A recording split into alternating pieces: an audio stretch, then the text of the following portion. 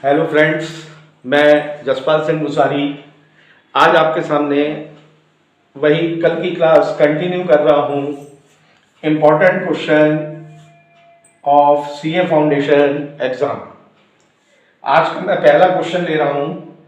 The average salary of 50 man was ₹80, but it was found that salary of two of them were ₹46 and ₹28, which was wrongly taken as ₹64 and ₹82.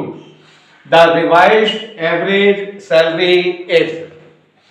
सबसे पहली बात, हमें average salary का मतलब एक की salary. तो इसका मतलब अगर हमें 50 मैन दिए हैं तो हमें 50 मैन की पहले टोटल सैलरी बनानी पड़ेगी। तो हमें नंबर ऑफ मैन दिए गए हैं 50, एवरेज सैलरी दी गई है ₹80। हमने टोटल सैलरी बना ली है 50 मैन की 80 इंटू 50 यानी 4000। इसके बाद हमें 2 मैन की करेक्ट सैलरी दी गई थी 46 एंड 28, और जबकि रॉन्ग वैल्यू दी गई थी, रॉन्ग सैलरी दी गई थी 64 एंड 82। तो ये मैंने अलग अलग डिफाइन कर दिया है यहां पर। इसके बाद हमने द टोटल रिवाइज्ड सैलरी निकाली है 50 मैन की। उसके लिए मैंने फॉर्मूला अप्लाई किया है, total salary of 50 man minus wrong salary plus correct salary. तो टोटल सैलरी है हमारी 50 मैन की 4000 माइनस रॉन्ग सैलरी हमारी 64 और 82, मैंने दोनों को ऐड कर दिया, हो गया माइनस का 146। करेक्ट सैलरी है 46 एंड 28, तो मैंने दोनों को ऐड कर दिया, तो हो गया प्लस का 74। 4000 एज इट इज, इन दोनों का मैंने डिफरेंस निकाला तो आया -72। 4000 में से मैंने 72 को माइनस कर दिया, 3928। ये हमारी आई है टोटल रिवाइज सैलरी 50 मैन की। और लास्ट में हमें निकालना है रिवाइज्ड एवरेज। एवरेज मतलब एक का। तो 3928 divided by 50 is equal to 78.56 rupees. अब मैंने आपको 4 ऑप्शन दिए थे।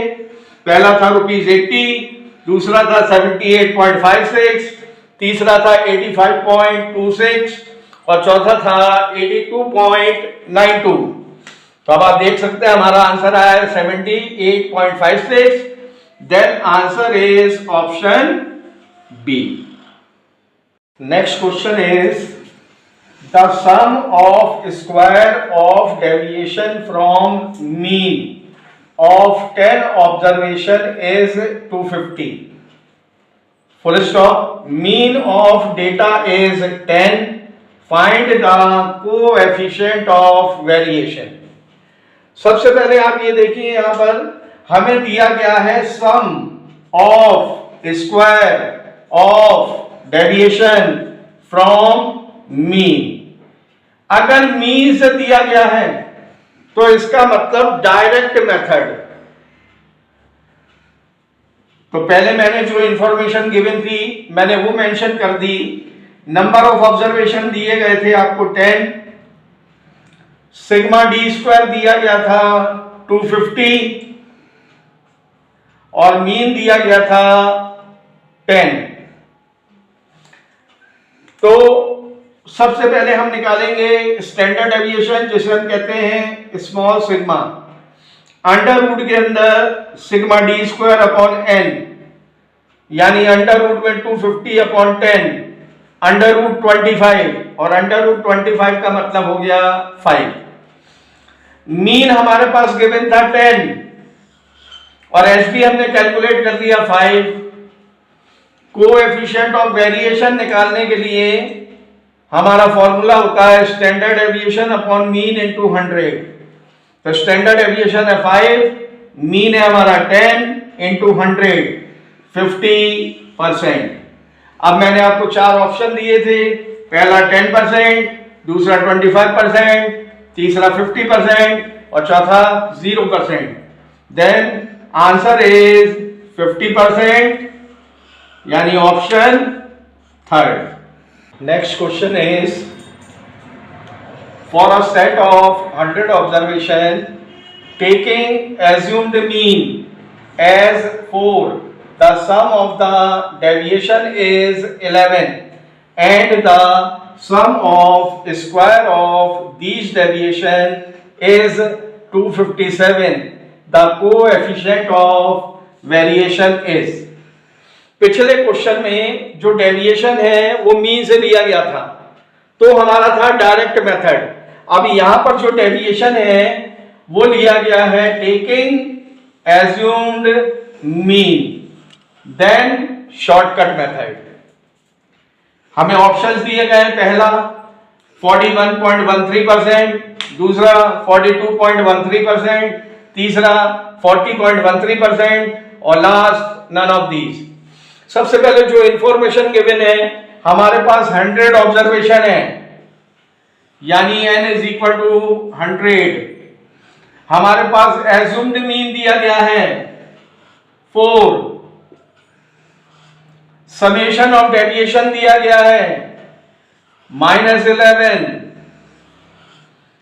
And sum of square of these deviation is 257, यानी सिग्मा डी स्क्वायर 257। तो सबसे पहले हम निकालेंगे अरिथमेटिक मीन यानी x bar. Assume mean plus sigma D upon n। Assume mean है 4 प्लस सिग्मा डी है -11 और n है 100। एलसीएम लिया 100, ये हो गया 400 माइनस 11 यानी 389 divided by 100 is equal to 3.89। उसके बाद हम कैलकुलेट कर रहे हैं स्टैंडर्ड डेविएशन यानी स्मॉल सिग्मा, अंडर रूट में sigma D square upon n minus sigma D upon n का होल स्क्वायर। अंडर रूट में मैंने सिग्मा डी स्क्वायर की वैल्यू रखी 257, n की वैल्यू रखी 100, सिग्मा डी की वैल्यू रखी -11, n की वैल्यू रखी 100 होल स्क्वायर। 257 डिवाइडेड बाय 100 आ गया 2.57, 11 अपॉन 100 आ गया -0.11 का स्क्वायर, 2.57 एज इट इज, -0.11 का स्क्वायर किया तो हो गया 0.0121। अंडर रूट के अंदर 2.57 में से 0.0121 को लेस किया तो आ गया 2.5579, जिसका मैंने स्क्वायर रूट निकाला वो आ गया 1.6। अब हमारे पास दोनों चीजें गिवन है। कोएफिशिएंट ऑफ वेरिएशन का हमारा फॉर्मूला, जिसको हम शॉर्ट में कहते हैं CV, SD upon mean into 100, 1.6 divided by 3.89 into 100 is equal to 41.13%। अब हम ऑप्शन में चेक कर सकते हैं कि हमारा कौन सा ऑप्शन है। तो ऑप्शन पहला 41.13%। Next question is, measure of dispersion are called average of the dash order। सबसे पहली चीज, पहला पार्ट हमारा स्टैटिस्टिक्स का होता है सेंट्रल टेंडेंसी, और सेंट्रल टेंडेंसी के हमारे 6 पार्ट होते हैं, mean, median, mode, geometric mean, partition value and harmonic mean. उसी तरीके से हमारा नेक्स्ट पार्ट होता है मेजर ऑफ डिस्पर्जन।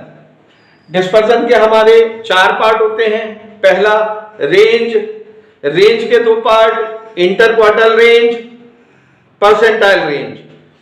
डिस्पर्जन का दूसरा पार्ट क्वार्टाइल डेविएशन, तीसरा mean deviation and fourth standard deviation.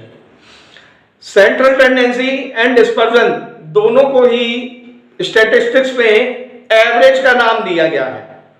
तो सेंट्रल टेंडेंसी जो है वो एवरेज पहला कहलाता है और जो डिस्पर्जन है वो सेकंड कहलाता है। इसीलिए हमारा आंसर है सेकंड ऑर्डर, यानी ऑप्शन सेकंड। Thank you. आशा करता हूं कि आज का वीडियो पसंद आया होगा। अगर वीडियो पसंद आया है तो उसे सब्सक्राइब, लाइक एंड शेयर करना ना भूलें। Thank you.